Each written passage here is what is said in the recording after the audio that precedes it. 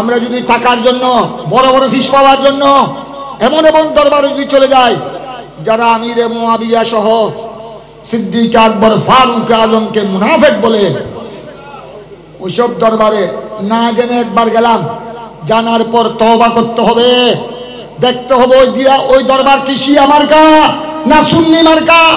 আশিক রাসূল দরবার ওটা আমাদের মাথার তাল। আশিক রাসূল যারা বাতিলের সাথে কোনো সম্পর্ক, বাতিলের সাথে কোনো সম্পর্ক নাই। বর্তমান জামানা শিয়া, এই শিয়ারা এতদিন তো আমিরে মুআবিয়ার শানে বেয়াদবি করতো, যে আমিরে মুআবিয়া গুমরাহ, আমিরে মুআবিয়া জাহান্নামী, নাউজুবিল্লাহ, আমিরে মুআবিয়া বেঈমান, নাউজুবিল্লাহ। এখন এই শিয়ারা এখন সিদ্দিক আকবর ফারুক আজম উসমান গনিকে মুনাফিক ডাকতেছে। যে আবু বকর হলো বড় মুনাফিক, ওমর ফারুক বড় মুনাফিক। এবার বললেন উনাদেরকে মুনাফিক বললে ইসলাম আর থাকবে? তাই এই শিয়ার আবেদিন থেকে দূরে থাকবেন, ইমানকে রক্ষা করবেন।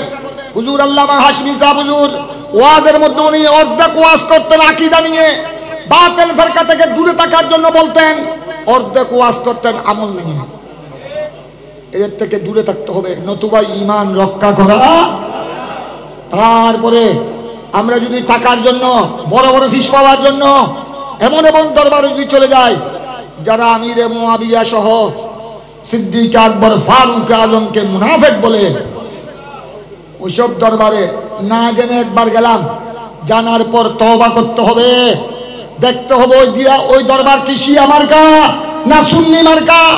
আশিক রাসূল দরবার ওটা আমাদের মাথার তাল।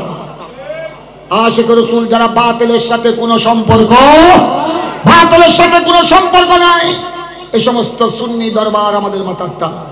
আউলিয়া ইকরামের কদমের দুলি আমাদের মাথার পাগড়ি, চুকের চশমা, সুগের সুরমা, এগুলো আমাদেরকে খেয়াল রাখতে হবে। নতুবা শুধু হাশিমি জাউদের উর্সে পাকে এসেছি, আল্লামা গাজী শেরে বাঙ্গালার উর্সে পাকে এসেছি, কিছুদিন আগে কুতুবুল আউলিয়া সৈয়দ আহমদ শাহ শ্রীকুটির উর্সে পাক হয়েছে, সামনে জিলহজ মাসে গৌস জামান তৈয়ব শাহ জাহুদুল কেবলার উরুস আসবে, উরুসে গেলাম, কিছু তকরির শুনলাম, তারপরে এবার উরুসের গুস্ত খেয়ে চলে আসলাম। হবে না, সুন্নিয়ত রক্ষা হবে না, ওনাদের আদর্শকে অনুসরণ করতে হবে।